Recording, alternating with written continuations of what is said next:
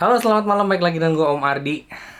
Ya, teman-teman apa kabar? Sudah lama tidak upload ya. Jadi gue mau upload ya karena ada yang WA ke gue sekitar minggu lalu lah ya. Beliau subscriber sih ya pasti ya. Jadi mungkin dapat nomor gue dari mungkin gue email-emailan sebelumnya ya. Email terus subscribe kemudian WA ya.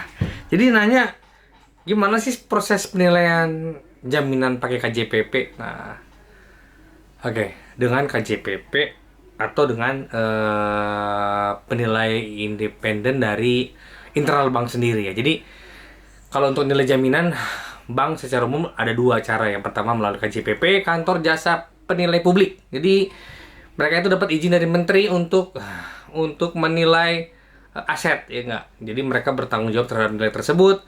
Mereka akan bertanggung jawab kalau ada apa-apa dengan nilai tersebut. Jadi ngasih tahu tuh caranya ya.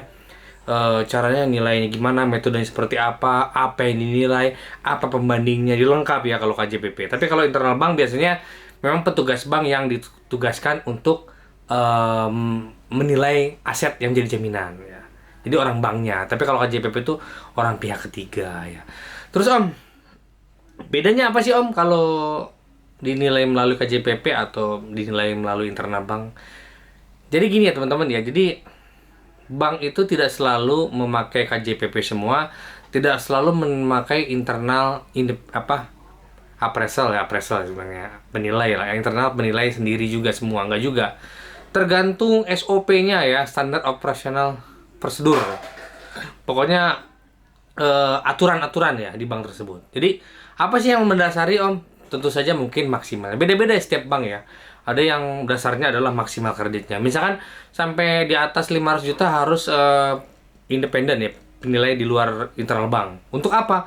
Untuk lebih apa ya? Kalau kalau KJPP itu kan orang-orang yang sudah bersertifikat, ya, pendidikan pelatihan memang khusus untuk menilai suatu aset ya kan, mau tanah, mau bangunan, mau ruko ya enggak, mereka memang dikhususkan untuk menilai aset tersebut. Tapi kalau internal bank sebenarnya lebih ke apa ya, orang-orang yang memang dididik di bank itu aja tapinya ya.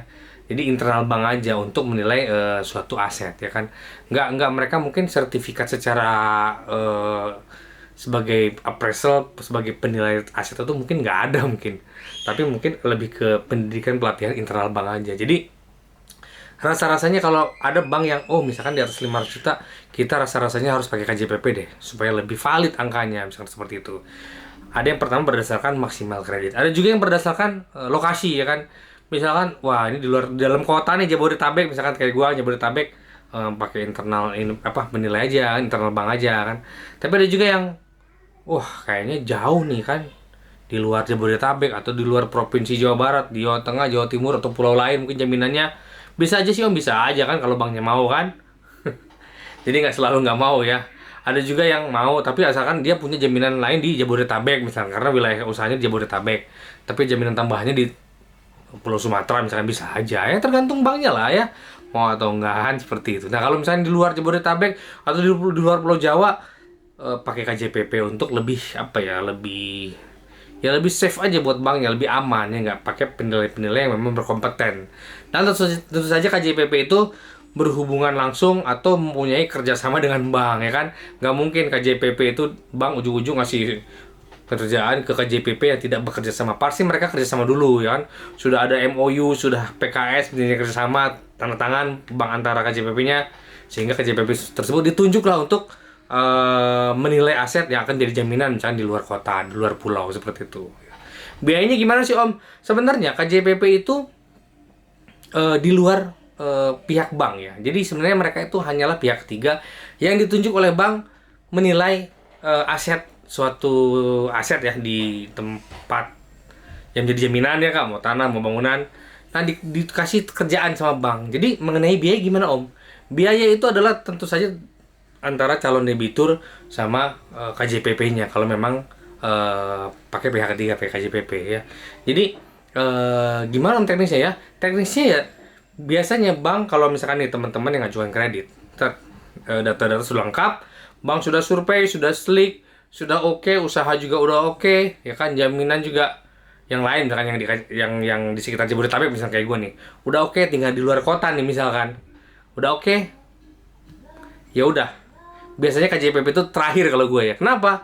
Karena ada biaya di situ yang harus teman-teman tanggung sendiri ya. Jadi jasa penilai kantor publik ini, jadi biayanya tidak dari pencairan kredit, enggak. Jadi biayanya dibuka ya. Ketika proses kredit dilakukan, teman-teman harus bayar. Berapa besarnya? Tergantung ya enggak.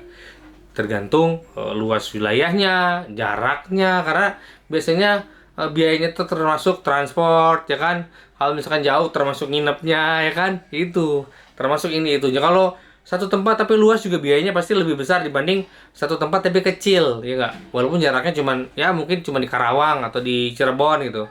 Tapi satu tempatnya tuh luas. Jadi banyak hal yang mempengaruhi ya, nggak cuma kreditnya aja, nggak cuma jaraknya aja, tapi luas asetnya, jarak asetnya dari tempat penilaiannya, biaya transport. Jadi banyak hal yang mengaruhi biayanya. Jadi teman-teman akan dihubungkan oleh pihak bank dengan pihak KJPP yang tentu saja bank akan ngasih tahu ke KJPP, nih calon debitur gue mau ngajuin kredit gitu ya, silahkan lo hubungin dia gitu ya.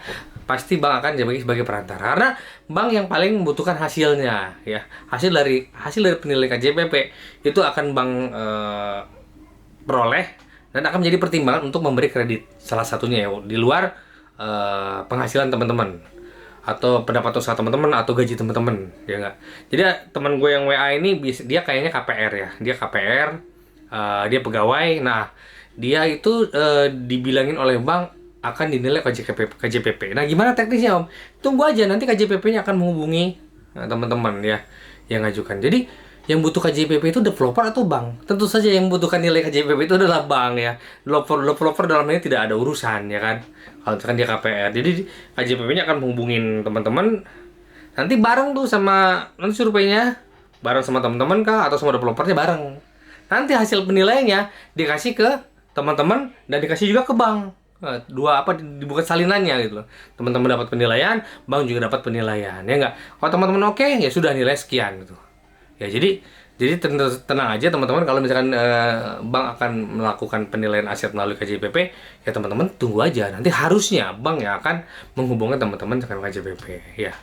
Jadi gitu teman-teman ya. Jadi kalau misalkan udah KJPP itu kemungkinan besar disetujui nggak sih Om? Nah, seperti gue bilang, kalau gue pakai jasa KJPP untuk menilai suatu aset, biasanya gue akan melakukan itu pada saat akhir-akhir proses ya kan. Semua sudah clear, slick, pendapatan atau usaha, gaji udah cocok, udah masuk nih dengan angsuran KPR atau angsuran modal kerja atau angsuran kredit investasi misalkan. KJPP itu bisa agak ke akhir karena berhubungan sama biaya. Harusnya seperti itu ya. Jarang gua misalkan belum slick, belum lihat usahanya langsung KJPP aja, yang jarang ya. Jadi karena gue juga tahu kalau misalkan batal nih, itu biaya nggak bisa ditarik teman-teman. Ya biaya tetap akan teman-teman harus tetap bayarkan. Mau kreditnya ditolak, mau kreditnya gagal, ya kan, teman-teman harus tetap bayar jasa penilaian tersebut ke KJPP sendiri, ya kan. Jadi bank sebenarnya tidak ada urusan mengenai biaya, karena bank hanya menghubungkan, gitu teman-teman ya. Jadi teman-teman nggak bingung lagi gimana proses penilaian melalui KJPP dan internal bank. Tapi kalau internal bank itu memang lebih simpel ya. Orang banknya langsung survei, langsung ngukur-ngukur. Biasanya mereka pakai meteran, yang meteran, atau enggak juga ngira-ngira barometer, tanya kanan kiri. Misalkan tetangganya nilai tanah berapa, tanah juga ke kelurahan, biasanya orang bank akan nilai berapa tanah sekitar situ, tanah juga ke kepala desa di situ, berapa kira-kira nilai per meter, ya kan?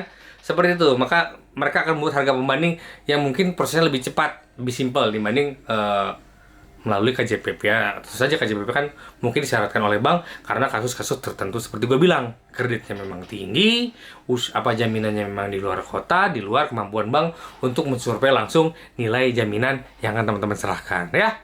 Itu aja yang bisa saya sampaikan ya mengenai penilaian melalui KJPP dan internal bank ya. Semoga bermanfaat. Sampai ketemu lagi di video selanjutnya. Thank you.